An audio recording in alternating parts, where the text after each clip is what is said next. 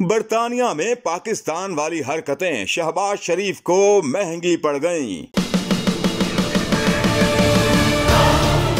बरतानवी अदालत ने daily mail के खिलाफ हर्जाने के केस में ताखीरी हरबे अपनाने पर शहबाज शरीफ को 30,000 पाउंड जुर्माना कर दिया। वजीर आजम के दामाद अली इमरान को भी भारी जुर्माना अदा करने का हुक्म दे दिया गया।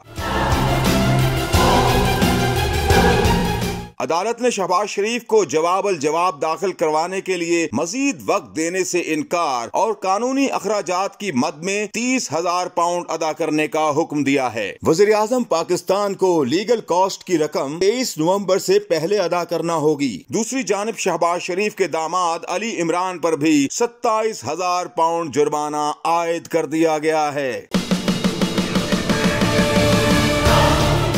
शहबाज शरीफ के वकला का कहना था कि वो पाकिस्तान के वजीर आजम और बहुत मसरूफ हैं, लिहाजा शहबाज शरीफ को जवाब जमा कराने के लिए मजीद वक्त दिया जाए। ताहम जज मैथ्यू नेकलिन ने ये दरख्वास्त मुस्तरद कर दी। जज का कहना था कि उनकी अदालत में वजीर आजम और आम आदमी बराबर हैं।